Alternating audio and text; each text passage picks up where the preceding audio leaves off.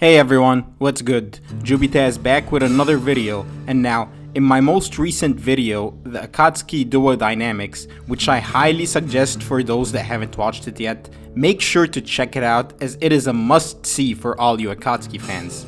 But anyways, in that video, I briefly discussed the relationship between the Mastermind duo, Toby and Zetsu, though I didn't dive that deep into it, and I barely touched up on a major third party to that dynamic, that being Madara, and when I looked back at it, I thought that I may have missed out because the dynamic between these three, who are essentially the main masterminds behind the entire series, is actually very interesting. And a lot of you guys expressed interests in the comments about that in my last video. Many of you have already heard me tackle the tense relationship between the Rain duo Pain Conan and Obito, but I haven't focused much on the dubious and distrustful relationship between Obito and Zetsu, the supposed manifested will of the great Madara Uchiha that was left to babysit Obito and ensure that he didn't change course over their plans, with it secretly carrying out its own hidden agenda, and also how Madara fits into all of this. So today,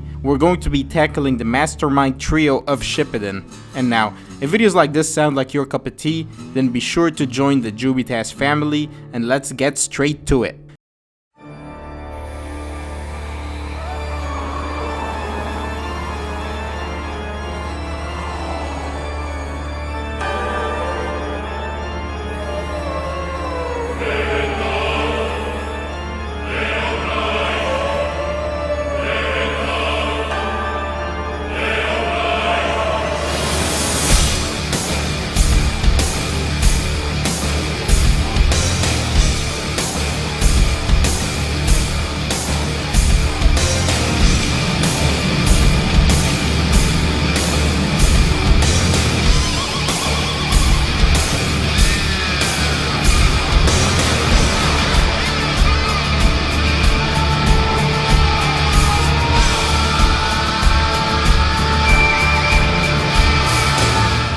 So before Madara kicked the bucket, he'd left two individuals to carry out his plans. And of course, the both of them wanted to execute those plans, but for their own reasons. Obito became so disillusioned with the shinobi system, and after Rin's death, which was his breaking point, he saw this world as a hellscape that wasn't worth preserving. So he wanted to usher in a new world where everyone could be a winner. Meanwhile, Zetsu knew what the true purpose of the Infinite Tsukuyomi was, and it was playing everyone around like a fiddle just to lay out its long-term plans of reviving its mother. So the two of them would begrudgingly join forces and work as the main behind-the-scenes masterminds of the Akatsuki. That's not to say that Obito and Zetsu had a good partnership or anything like that, but they were the only ones that knew the secretive future goal behind capturing the tailed beasts. As far as Obito was concerned, Zetsu was just an extension of Madara, someone that he didn't really trust and never really saw as an ally. He even found out about the seal that Madara placed on his heart that prevented him from taking his own life and also interfered with him becoming the Ten-Tails Jinchuriki.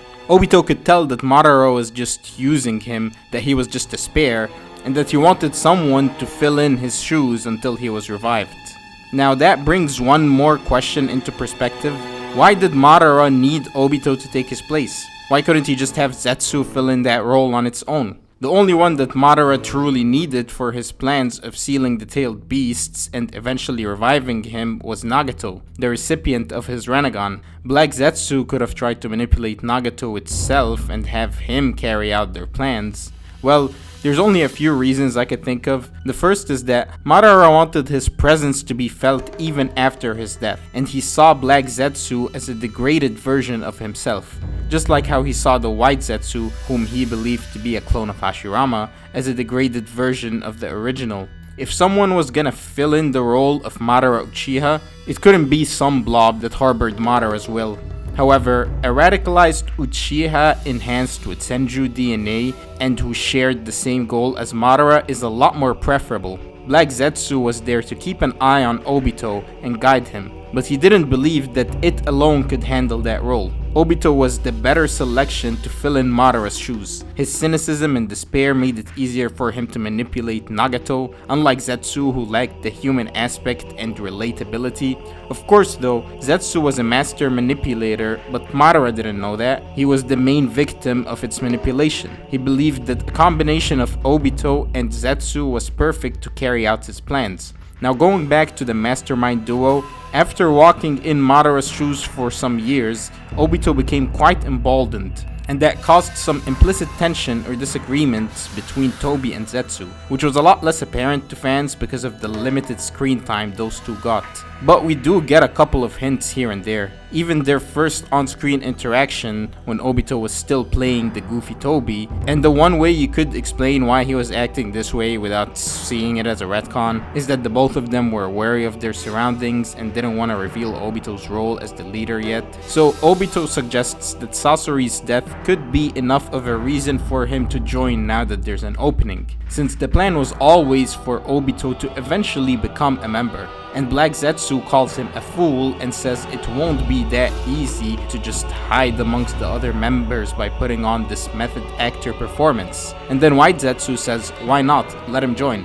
This is an example of the subtle opposition that was present between Obito and Black Zetsu. Obito got along more with the White Zetsu, as they were around raising and training him while he was underground with Madara, and they were a lot more obedient and friendly and agreeable. He even got inspired by the playful swirly-faced Zetsu when fabricating his Toby persona. The Black Zetsu, on the other hand, was a lot more serious and disagreeable, as it was the only one in the Akatsuki that could truly scold Obito. It was there to ensure that Obito followed course. Of course, there was only so much that it could do, since it lacked the power to really enforce anything onto him, so it acted as his confidant, his right-hand man. Black Zetsu played an important role in terms of intel. It had the ability to record events and then relay it to whoever it latches on to, and its ability to seep into solid surfaces and merge with the environment made it both very difficult to sense and kill.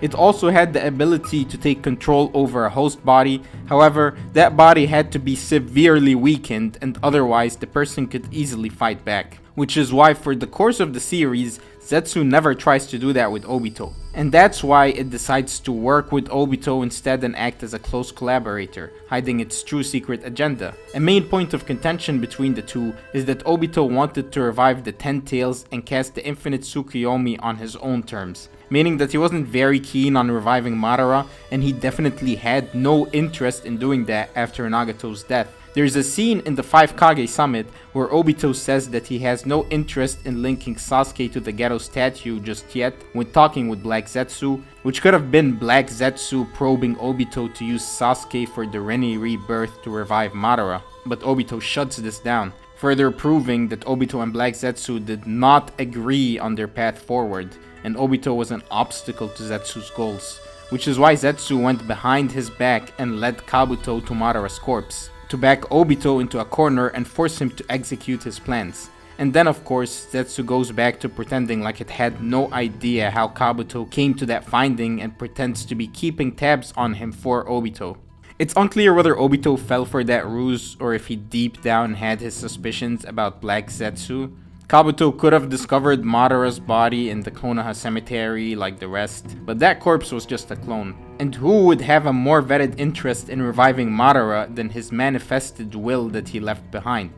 And there's even some people that believe that Obito sent Black Zetsu to capture the feudal lords in order to distract him, or hoping that the mission would get Zetsu killed. He likely knew how well guarded the feudal lords would be, and he viewed Zetsu as a non-combatant. Black Zetsu even does get cut down by Chojuro, but thanks to his composition, he's able to tank it and seep into the ground. And Black Zetsu remarks about how much Obito and the allies really underestimated it, because once Madara was revived, Zetsu's plan was finally back in motion, and Obito would have a much harder time getting his way now. Black Zetsu saw Obito as much more of a nuisance and a hindrance to his plans than Madara, who was completely blind to his control over him, since he saw Zetsu as his will, and no way in hell would his will plot against him. Obito, on the other hand, has more of a free will and his own ambitions behind the Eye of the Moon plan.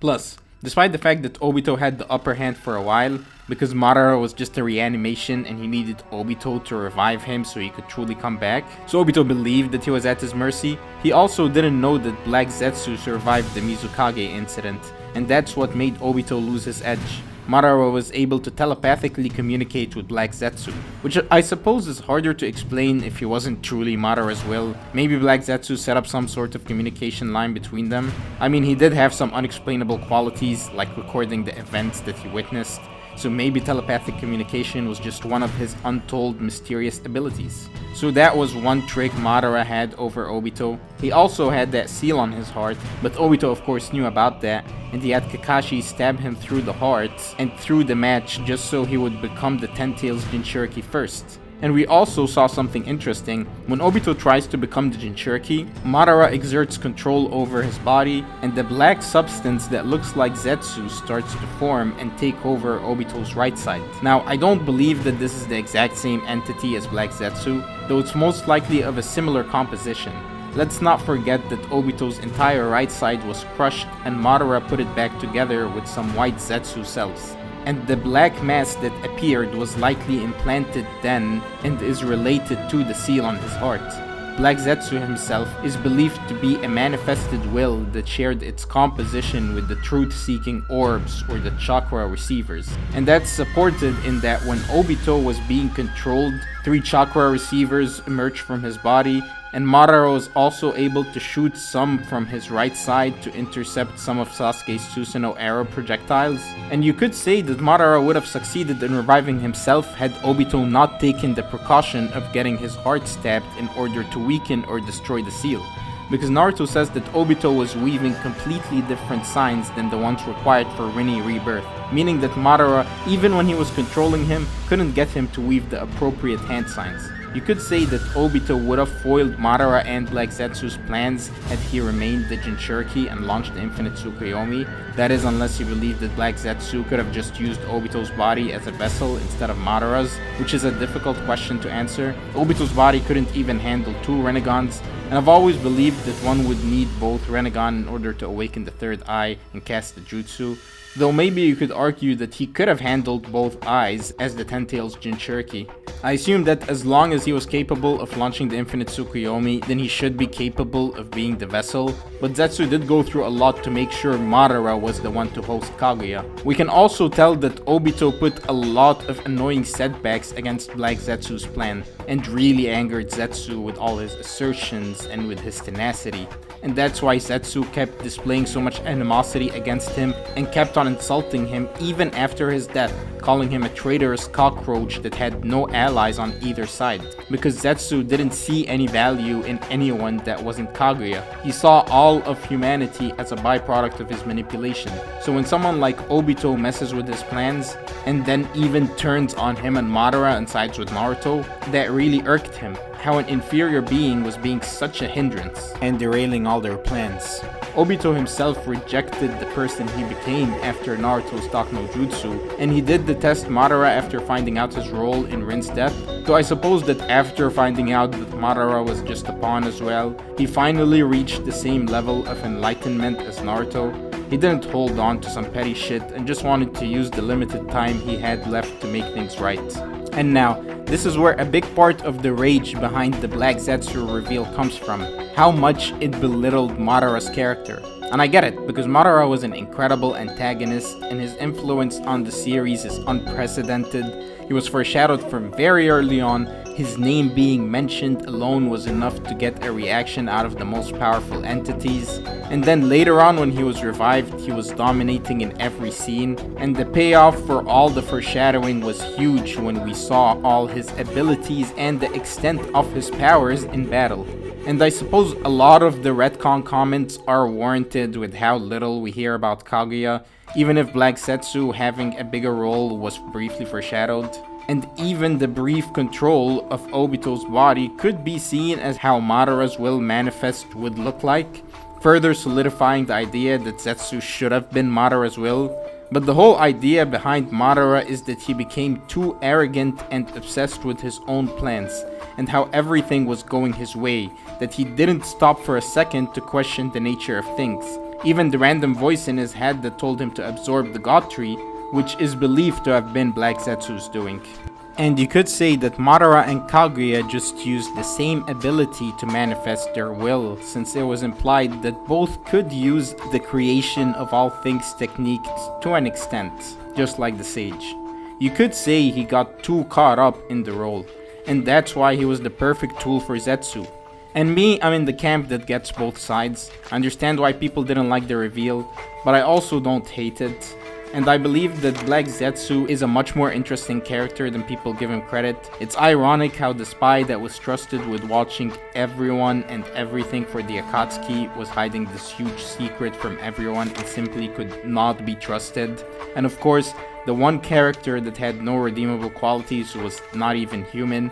It was just a literal creature of the shadows.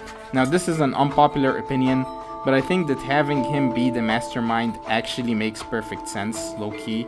And we likely don't even know the full extent of the events that Zetsu manipulated.